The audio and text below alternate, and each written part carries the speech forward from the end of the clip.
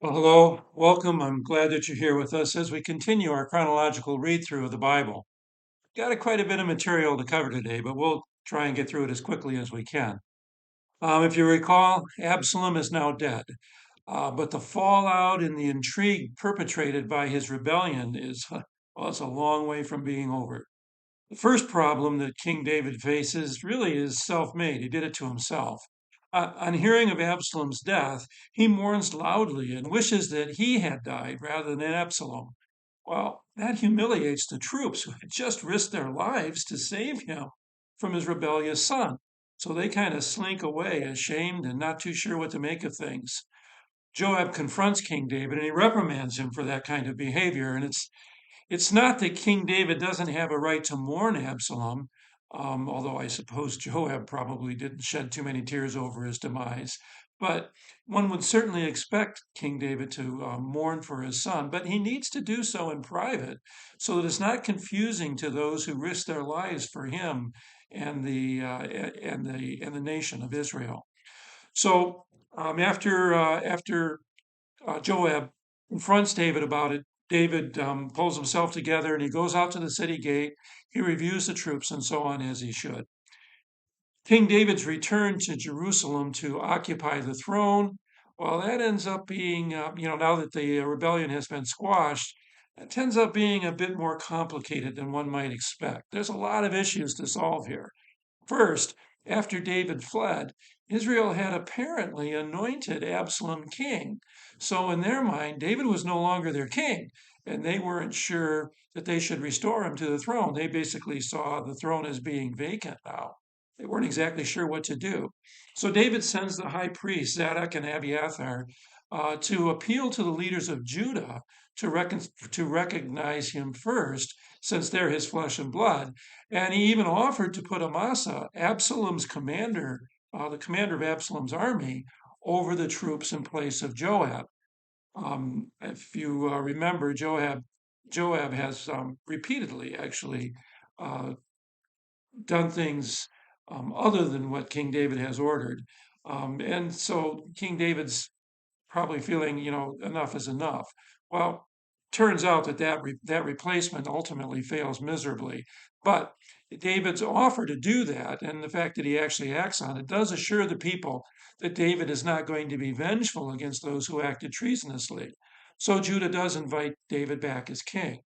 So, as King David crosses the Jordan on his return, Shimei, the man who cursed David so badly as he left Jerusalem, comes out and he, of course, pleads for mercy.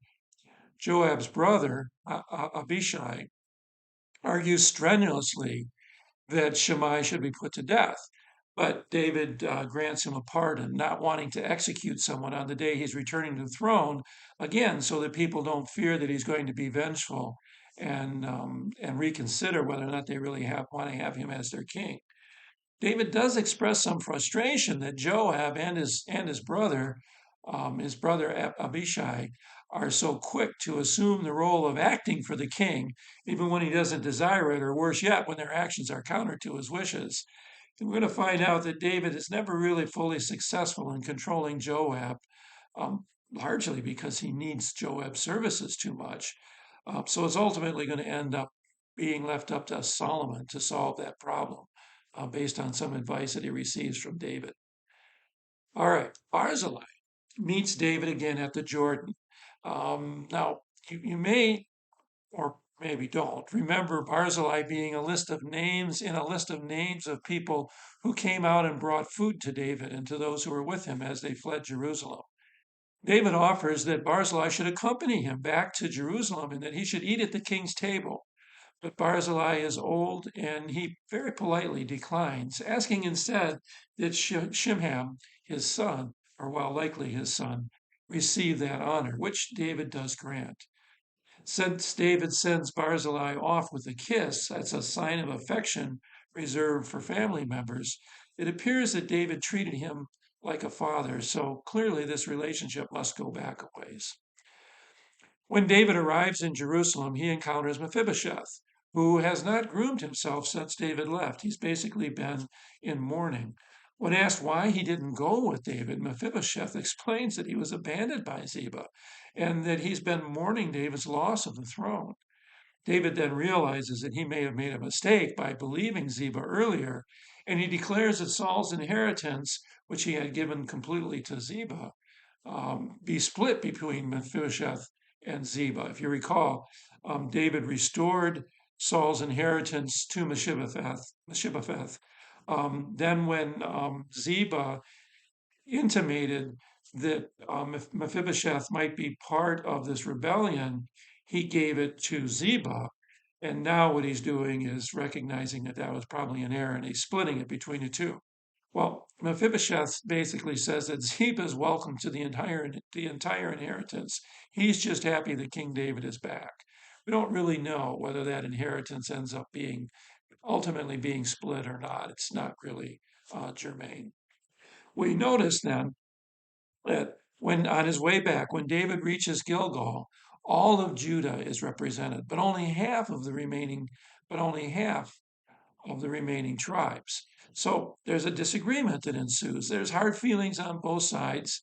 And David is really not successful in patching these over, or at least not completely successful in patching these over. This animosity is going to stay and it's going to fester and it's going to especially become relevant again after Solomon's reign. Sheba is at this meeting in Gilgal, and he decides to rebel. He's one of the group from Israel. And he actually, what he actually does is to secede from the kingdom. He's not so much that he rebels as that he just withdraws from the kingdom. It does appear that his following isn't huge, but it is significant enough to be an issue. David returns to Jerusalem. The 10 concubines that had been left behind were cared for. They're cared for, but they're treated as though they had been widowed by Absalom's death. David decides to quickly suppress Sheba's revolt. He orders his new commander, Amasa, that would have been Absalom's commander, to assemble the troops and head out. Amasa, for whatever reason, doesn't get the job done. So David turns to Abishai, which is Joab's brother. He doesn't turn to Joab, he turns to his brother to carry out the mission with whatever troops were immediately available to him. So Abishai heads out. Eventually, Amasa catches up with him, presumably with some troops, so we're not really told how many. But when they meet up, Joab assassinates Amasa and appears to take control of the troops at that point, even though David had put Abishai in charge of them. They besiege the city Abel, where Amasa is. Um, I'm sorry, not Amasa, where um, I'm sorry, now I've forgotten. Anyway, where the one who rebelled is, the uh, Sheba. I'm sorry, where Sheba is. So anyway, um, they besiege this city, and there's a wise woman there who negotiates with Joab and effectively ends up exchanging the head of Sheba for the safety of the city. Now we're going to enter into a section of the book that relates various deeds of David as king. These are not necessarily in chronological order. We don't really know when these events happened, and almost surely they happened before Absalom's rebellion, even though they are listed here after Absalom's rebellion. One situation is this: a famine is sent by Yahweh during David's reign because King Saul had broken Israel's oath that the Gibeonites could live peacefully in the land. Even though the Gibeonites lied their way into this oath, and the oath was taken unwisely, in that Joshua did not check with the Lord first to find out if their story was true. Nevertheless, an oath was taken in Yahweh's name, so that oath needs to be kept. Apparently, Saul had attacked the Gibeonites at some point. What David ends up doing is he allows 7 of Saul's descendants to be executed and then hung in Saul's city of Gibeah as a warning against breaking an oath to God, as an indication that the Gibeonites believed that the wrong perpetrated on them has been paid for, and that they are praying that God would again bless Israel. Those executed were descendants of Saul's concubine Rizpah and of Saul's daughter Merab. Rizpah guards the bodies until it rains on them. Uh, After they have been executed, she guards those bodies till it rains on them. And this is surely a miraculous rain that shows that God has lifted his judgment. Because of Rizpah's dedication, David gathers the bones of Saul and Jonathan and has them interred with those who had been executed. That grants those executed an honorable burial, and it also makes it clear that there is no animosity that David has towards them. Today's reading closes then with various accounts of David's battles with the Philistines. These are all brief accounts.